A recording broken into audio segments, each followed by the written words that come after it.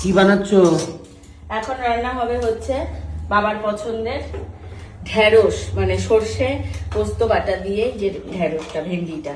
তো এই যে আমি কড়াইয়ে তেল গরম করে তার মধ্যে একটুখানি কালো জিরে ফোড়ন দিয়ে দিয়েছি। এইবার সুন্দর করে এগুলোকে ভেজে নেব, হালকা করে ভেজে নেব।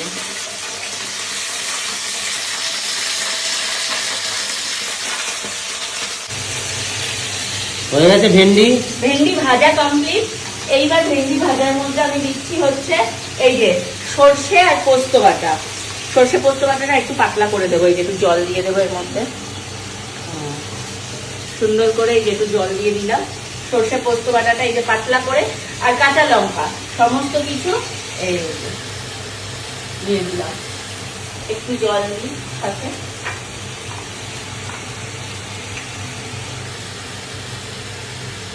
বাটিটা ধুয়ে এই ঠিক এইটুকু জল দেবো, কারণ এটা যেহেতু একদম গায়ে মাখা হবে, তো সেই জন্য জল খুবই অল্প।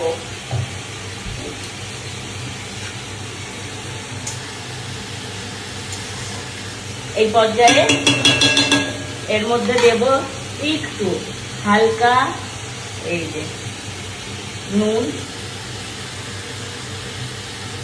হলুদ।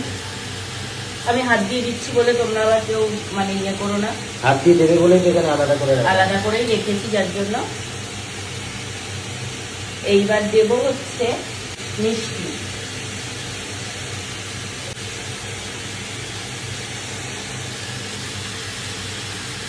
এই খাবারটার মেইন টেস্ট হয় হচ্ছে এই সর্ষের তেলের কারণে। সর্ষের তেল না দিলে এই মানে এই খাবারটার টেস্ট আসবেই না। যেই টেস্টটা আমরা এক্সপেক্ট করি সেই টেস্ট আসবেই না।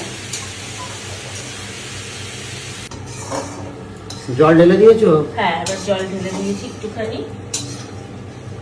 জল আরেকবার না ঢাললেও হয়, কিন্তু আমি দিলাম যেহেতু আমি আবার একটু লঙ্কার গুঁড়ো দিয়েছিলাম, যদি কাঁচা কাঁচা ব্যাপারটা ইয়ে হয়। এই যে খুব বেশি নাড়াচাড়া করবো না, জাস্ট এই যে খুব বেশি আছে রেখে এভাবে করে দেবো।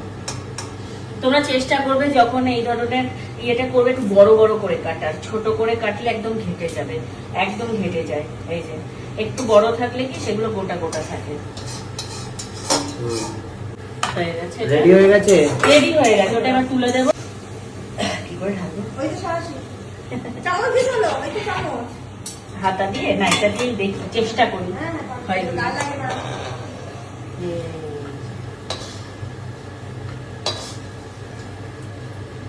সুন্দর সুন্দর করে এই যে ঢেলে নিলাম।